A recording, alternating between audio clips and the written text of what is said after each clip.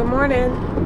It's Damali, and I'm so excited about today. I'm headed to my Saturday workshop. I'm part of a writing community called the Interdisciplinary Writers Lab in San Francisco, and so we're headed over there first, and then I have my book release event today. I have started down a path where I'm gonna be a published poet, which is huge for me because since I was about 13, I've been writing poetry kind of very seriously as far as I see it. And then I've said to just about everybody who knows me that it's a dream to publish my poetry, to publish my writing. And so here I am, right on the cusp of making that a reality in the world. So I'm excited, I'm nervous.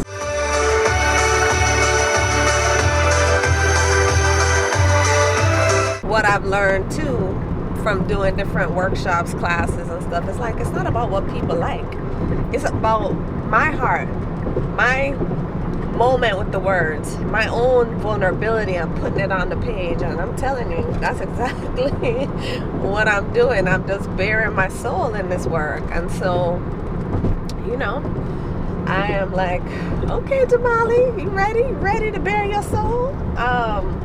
But it feels like the right time. I feel yeah, that's exactly what I've come to do in the world. And there's things that I'm going to say that's probably going to make people uncomfortable. There's things about this book that probably are going to make some people feel a little way, some kind of way. But that's, I think it will also, my hope is it would also open some hearts. It'll also soften some of the wounds. It'll also hopefully have people see a process around healing from hurt. And so I feel the good in it, I think far outweighs whatever's going to come up for others. And so, I'm really excited and see myself evolving as a writer, and that's important to me because that's my craft. That's what I love. I see myself evolving as a storyteller, someone who brings some of the truths out into the world in a way that touches people. The people who hide their truths because they are living in this world where they have to deal with others, and so there are people who just shrink when it comes to the truth or their truths, and also for the people who feel like they have the power to judge others for their truths. I feel like there's a message there for those folks too. So I'm just excited and I said, nervous because this is a whole new journey for me.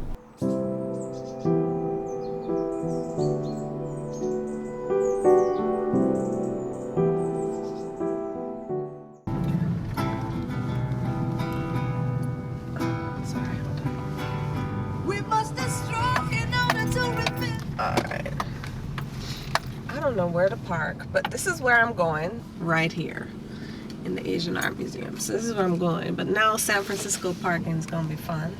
I'm can we not turn down this road? Because I need to go down this road. Yeah, it's looking blocked. What the heck? See? Something going on down here today. I'm wondering how that's going to impact leaving.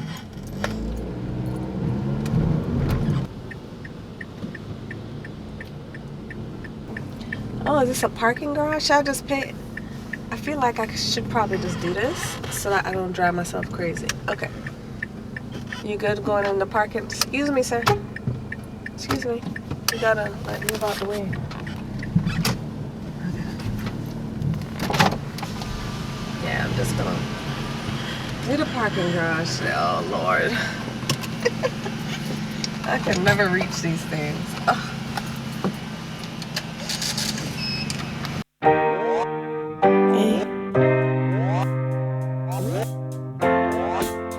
I was listening to the Lauryn Hill MTV Unplugged album, and I'll tell you, there's some significance to that. I decided that for the first hour of my event, when people are mingling and just talking, I'm going to have that playing in the background. 'Cause she said some powerful things on that MTV Unplugged album. She talked about the one, I mean, many of the things got me, you know, but there was one where she was talking about being crazy and deranged. Where the people in the world, like, talking about her being crazy, and she's like, well, who's not? Like, yeah, I'm crazy and deranged, but who's not? And I was like, for real. And like she just said, like, I'm tired of pretending. Like, I'm not going to keep up the charade for y'all. Like, I'm paraphrasing Miss Lauryn Hill, but, you know, I'm not going to keep up the charade. I have to do me. I have to live my life. And that's another thing for me, is that, like, yo, you know, we could play. We could, like, do the, like, this is who I am and this is who you are kind of dance. But what's the point of that? Yeah, there was a lot, and she was really vulnerable. And, you know, she cried in the middle of the performance, I remember. And I thought to myself, well, that's real, it feels like to me. Like, she's really, like, putting it all out there. Yeah, that's what this is about. So my Lauryn Hill music was playing. Just, I'm driving to my writer's workshop. I'm channeling the freedom that Lauryn Hill, like, brought into the world with that album. You know, for me, I've come to realize that for me, if it ain't about freedom, I'm not about it.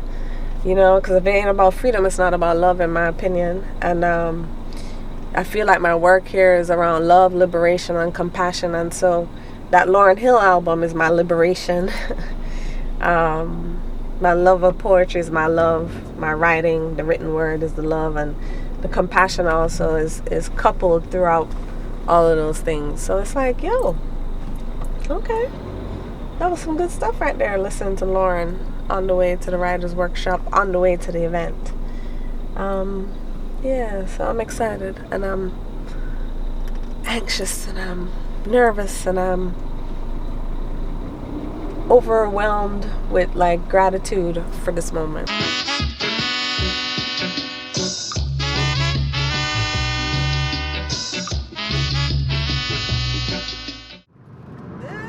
Workshop was fire today.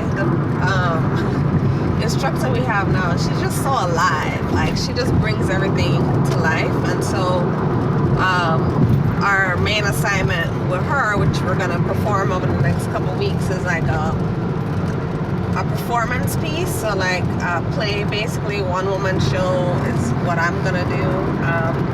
And I'm going to embody the characters of my grandmother, my mother's side, my mother, and myself. And then I just came up with this alter ego today in class called Liberation. And Liberation is going to tell the truth. So a lot of what I find has kept a lot of the kind of trauma patterns really... Excuse me. Hello? There's a parking spot in the very front. Okay. So I'm standing here trying to hold it. Okay. So I'm turning on 14th Street now. I'm coming, so I'll be there in like 2 minutes. So if you stand there, that'll be great. And I'm trying to make this live. No. Okay. Okay.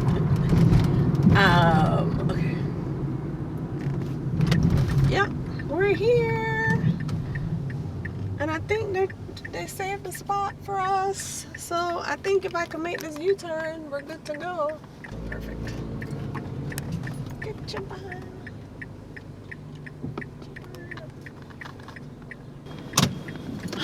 So yeah, Joyce Gordon Gallery, downtown Oakland.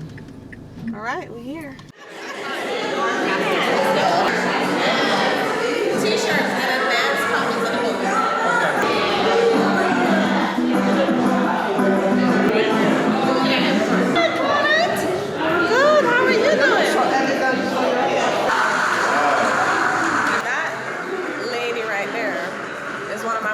Oldest friends, and she used to teach me in the 2nd grade, so she knows all about my love of writing, and she reminds me of it often. So I'm like excited that she's here. I'm thrilled that someone from that far back in my life is actually here, beyond my family. She was the Malice teacher in Jamaica. Oh yes, I thought. That's Claudette. Her name is Claudette.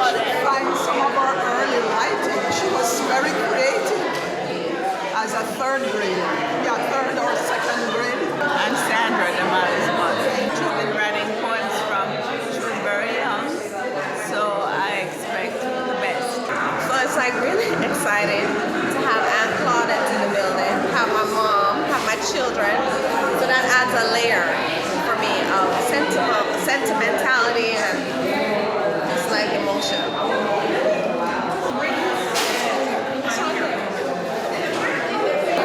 I get my second flower. T-shirts being sold, Souls of Women's T-shirts, get yours, and pre-sales of the book have started. So it's good. Does that work?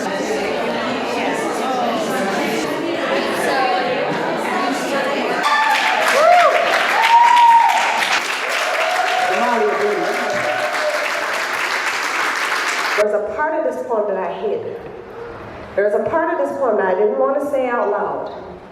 And so what I did is I posted it on my blog and I left the word out. I was like, okay, I'll post it, it'll be fine.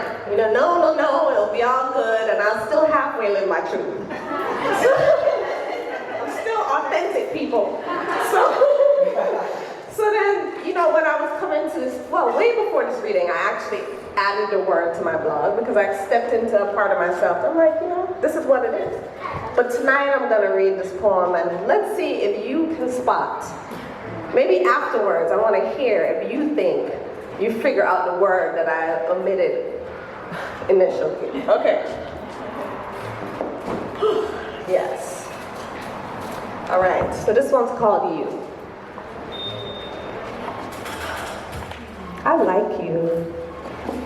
And I won't lie, I'm petrified. But I'm writing for the first time in years and these words are pouring through this pen. I'm seeing traces of your smile and aura as my mind races. A thought of you is like a deep, meditative breath. My spirit fills with the love I've longed for my entire life. You are the wish I pray the universe conspires with me to make come true.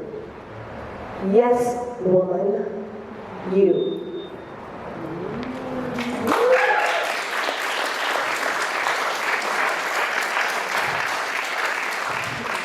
Any guesses on the word? Which one do you think I left out? I'm just saying. Yeah. Because I've been in relationships with men all my life. You know, that's not been my life. You know, I have 2 children and here was this person, I was like, oh, snap, okay. Well, I'm gonna just rock with him and see where that goes. And so I opened with that one because that one was a real step for me in a direction that I was just like, oh, okay, life, thank you.